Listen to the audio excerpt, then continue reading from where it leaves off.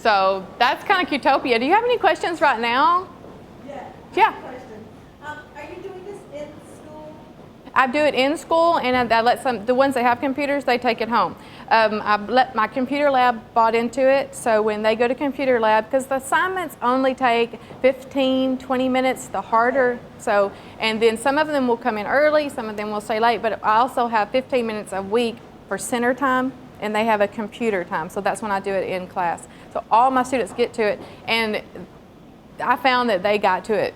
They figured out how to get to it. They were going to Aunt's house, they were going to each other's houses, and they were getting to it. Because that was my main worry when I got it. Will everybody get to do this? And they did.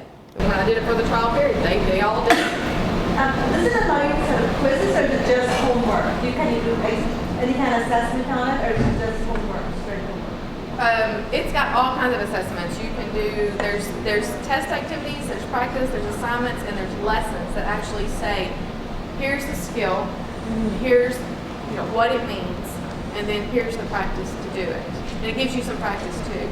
Now, I don't know what's in the future for it, but right now it's curriculum. Does that answer your question? Yeah. It's very interesting. Yeah. Can you modify your own lessons, or is it pretty much the prepackaged ones? So I'll answer some of these for her. Right now you can, but you actually need to use Qtopia Connect software. So there's a software piece if you want to submit your own lessons to online, or if you want to modify, you need to do it through that local software piece. Long term, we do plan to remove that restriction. We fully intend that you'll just be able to edit it online and do all of that online without having to have the software installed.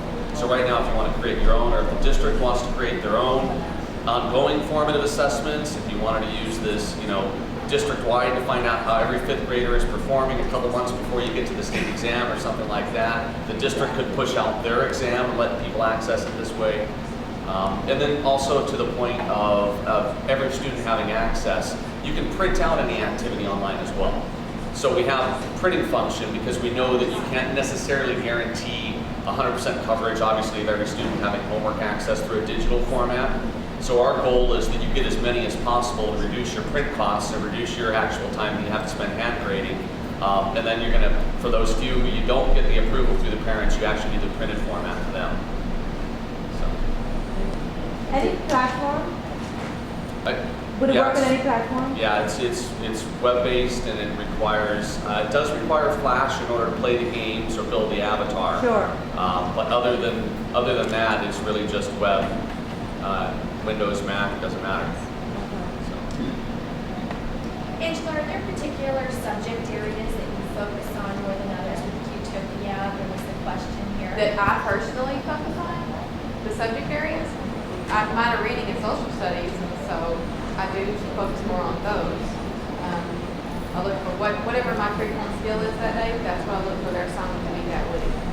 And my language arts and math teacher, they kind of do the same thing, and they'll put things on there. My whole grade level is bought into it now, so they look for skills that math, science, and then the writing, language arts, and then we'll go into that. What grade level is this going to? So we have material up through the high school level, but we have more in the K-8 range. So we do have algebra 2 and geometry and physics and biology and chemistry and English at the high school level as well. We don't have all subjects yet. We're stronger in our math, science, and reading areas. And we're stronger probably up through the middle grades, although we do have a lot in high school as well, but probably still stronger in the middle grades as well. Does the games activities change according to, as the students get a little bit more comfortable? Because I teach 7th and 8th grade, and I could definitely see our 5th and 6th graders really buying into this, and then I can see maybe the 7th and 8th graders, especially if we started using it in middle school, 5th and 6th. By the time they got to me in 7th and 8th, it's old hats, oh, that's what the little kids do. Does it change at all for them? Are you adding games? So yes, we are adding games. We've only released a small portion of the games that we already have developed into the site right now so that we can do rotations on games as well.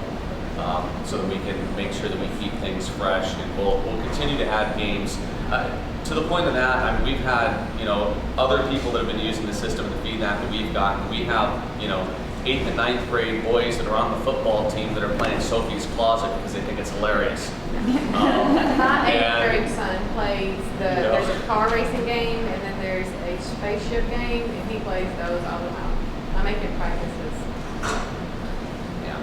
So far we haven't seen any reaction of, oh, this is really, really below us, because they're just excited that they're doing something that's digital and that they're interacting, and that it's an immediate reward system based activity that engages them versus being just the same old paper that I've had since day one in school. So they're really happy to have just that new platform. Even if, I agree, some of the games at the high school level, you know, but you know, we can't exactly go adult games either. So you can't do betting and poker, and, you know, so. Okay.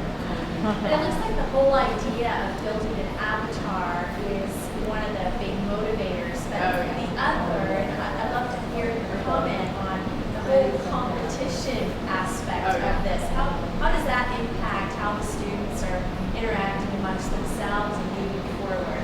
Well, they want to make sure that they have the best avatar, so they're making 100 on their assignment. I've even had them come to me and say, I didn't do good on my assignment, and I redo it. And I'll usually let them redo it, and then they have to practice it, so they're even practicing more on the things that are on there for practice.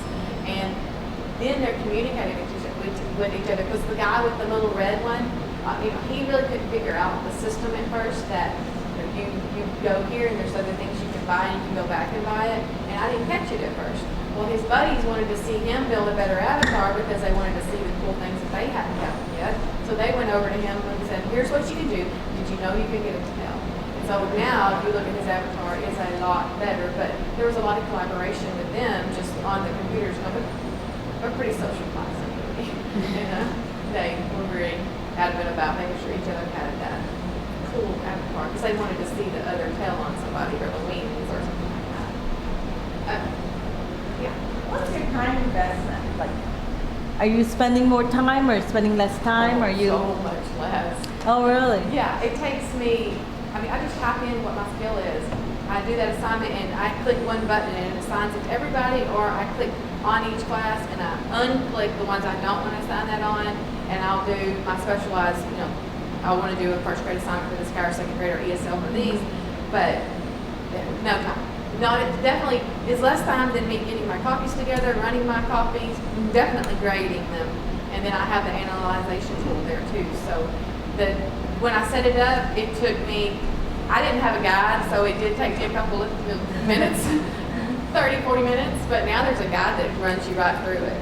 But the time is, and I go on Friday, click on it, see who's done their homework, who hasn't done their homework, and the majority of the time everybody's done it, but then there's occasionally that somebody didn't get to it and I have to go, did you do your homework? And I was sick, or baseball, or whatever I had to do. And then I said, get over there and do it. It takes them a few minutes. The other thing, on my reading assignments, I make them do graphic organizers. So I was kind of worried because I wanted them to still be doing those graphic organizers, because that's what I'm going to have them do on my test. And so they have a piece of paper that they do their graphic organizers on.